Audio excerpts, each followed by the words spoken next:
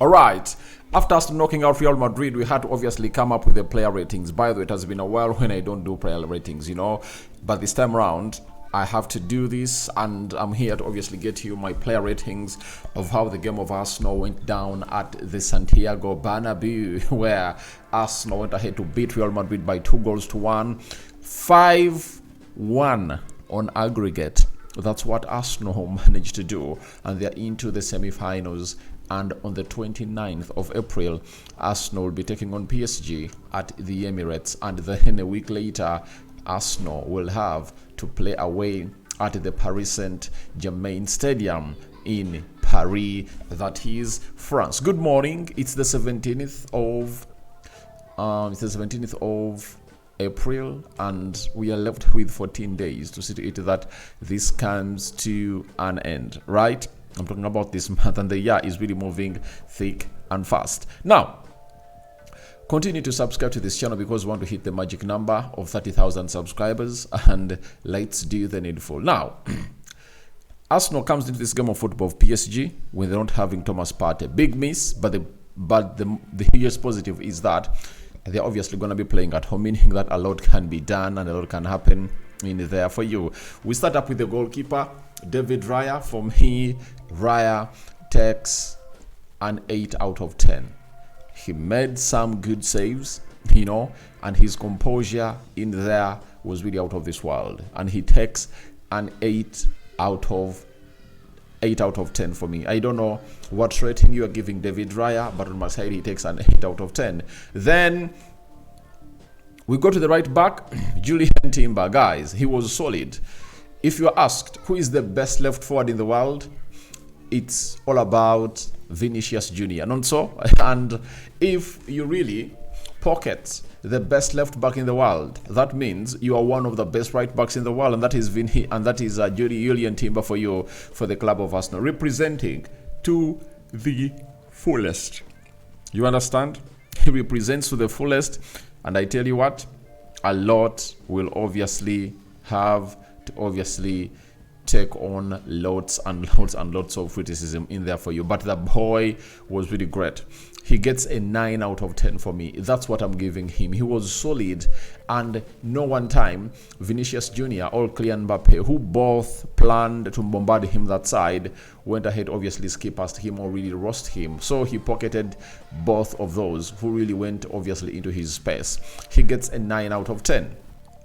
Then we go to the left back, Lewis Kelly, the young academy graduate from the club of Arsenal. That is Lewis Kelly. Guys, he has defied all the thoughts that he would go to the Bernabeu and he would have gone ahead to obviously get timid to obviously face off that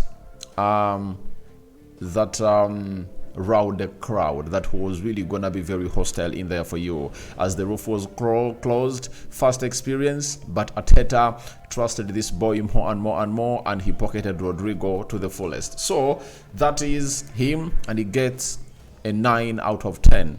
We go to Jakub Kiwior. Guys, I've already told you that Kiwior is a better left-sided centre-back than Gabriel Magalhaes, and most of you are like, Rokani, you are like, Gabriel is better. Now, look at the composure. And by the way, the injury of Gabriel Magalhaes might have gone ahead to come into this entire encounter as a blessing, this guys, because I don't think that Gabriel would have gone ahead obviously have the composure that this guy had, because we all know to it that he's not comfortable on the ball, one, and under pressure he sometimes gives up. But look at how Jakub Kiwior conducted himself in this entire game, plus the first leg in the stadium of the Emirates. Yesterday he really looked flawless. He was sublime. He was really one of those that you look at and really understand that, yeah, the boy is really doing lots of things, and it really made a lot of sense to me that he is a guy known as Kiwior, and I'm giving him a 9.5 out of 10. The guy was unreal. I tell you, he was a Rolls Royce in there for you alongside William Saliba, and even Saliba really performed well. Apart from that mistake where he was really pressed by Vinicius Jr. and scored the equalizer, in the 67th minute. I tell you what, there is nothing more that you could obviously demand from William Saliba, from pocketing Mbappe, who was leading the line, and so on and so forth. So, we wait for what your thoughts are about this, but for Saliba, 9.2 out of 10. That's what I'm really getting. His combination with Jakub Kiwior is really looking good. And I know by the time we end this season, Arteta would have gone ahead to understand that they made a very good decision not to let Jakub Kiwior go, and he will have to look through his thoughts onto whether Gabriel Magalhaes is still his ideal left-sided centre-back or Jakub Kiwior. And with these performances, I tell you, next season, Kiwior will have more playing time, starting games, than the ones he has started ever since he joined the club of Arsenal. You understand? So, after that, let's go to Thomas Partey, the midfield general. Guys, the guy was unreal. Apart from that mistake, that uncalled for reaction he does, that leads to him getting what we call a yellow card that sees him miss the first leg at the Emirates, he was a real definition of a prime Thomas Partey. He shielded the back four. He could make interceptions, checkmates, aerial duels, the energy, driving the team forward, line-breaking passes. Match awareness was really out of this world. And there is no time Arsenal was under threat because of Thomas Partey's downing tools. He was on alert, already alert, for the entire 90 minutes that we have played at the Bernabeu. And this is why I give him a 9.5 out of 10. That is Thomas Partey for you. We go to Declan Rice. Declan Rice. When the lead is on, Rice boils better. And that's what Rice did. He cooked better at the Bernabeu. And I tell you, he's going to get a 10 out of 10. If you really think that Rice did anything wrong in that game, holler at me. Holler at me. There is nothing wrong I saw Declan Rice do in that game. I might be deluded, but I don't really think I am. I'm one of those people who calls a spade in most times. And I've gone ahead, obviously, bear with the criticism when obviously come out and really talk about some Arsenal players. And the fans are like, it's because you support Manchester United, that's why you're saying like that. But when I'm really giving them their hails, they never come up to obviously tell me so's. So all I want to let you know is simple. The club of Arsenal had Declan Rice, and for me, Rice was a 10 out of 10. I don't know what your thoughts are, but he was a 10 out of 10. Go into the comment section and tell me what is the rating you give to Declan Rice. But for me, he had a 10 over 10 performance. Then Martin Odegaard. Surprisingly, I've gone ahead to see people come out and really sled Martin Odegaard. And I'm like, do these people watch the game? It's the game plan of Mikel Arteta that saw this guy play so deep, because they need to eat that they have to keep compact in the midfield to make it hard for the club of Real Madrid. And look at his hold-up play each and every time he got the ball, and that's what you need. You need a driving factor. And what made this game hard for Real Madrid was the trio in that midfield: Partey, Odegaard, and Rice. Whoever had the ball, he could obviously make those runs. Three of those can win the ball, and they are good at really moving with it and really carrying it through the central axis. And again, they are good at obviously making those line-breaking passes, Even their composure is out of this world. So those three factors, those three players have been pivotal factors into what really went ahead to happen at the Emirates and the Bernabeu in a space of a week. So Odegaard, 8.5 out of 10 for me. Then we go to Bukayo Saka. Do I need to explain what he did? Yet Statement Dev has come up and obviously went ahead, obviously put it out in here. Saka, 100% tackles won to 2, 3 crosses, 3 shots, 3 shots on target, 2 dribbles, 1 penalty miss, 1 goal scored, and it was a redemption. So for Bukayo Saka, as I told you, he's one of those who really went ahead to show us that he has obviously matured. How has he matured?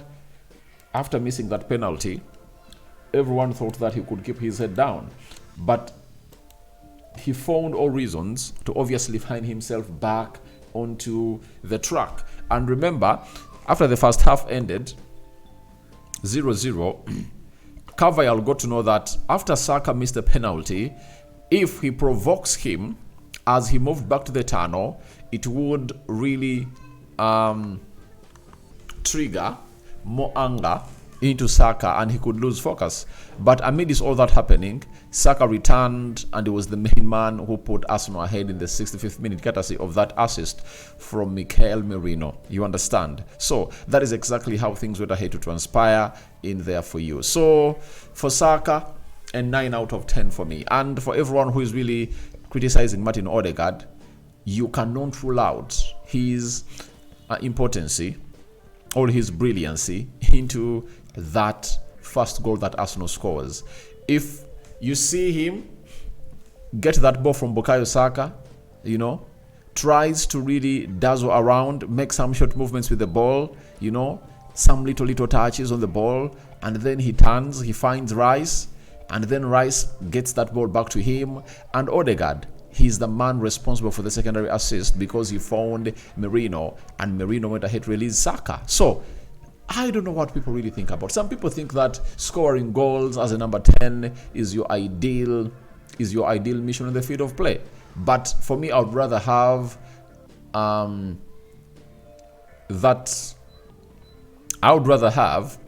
that player as a number 10 who obviously creates secondary assists and assists. That is it.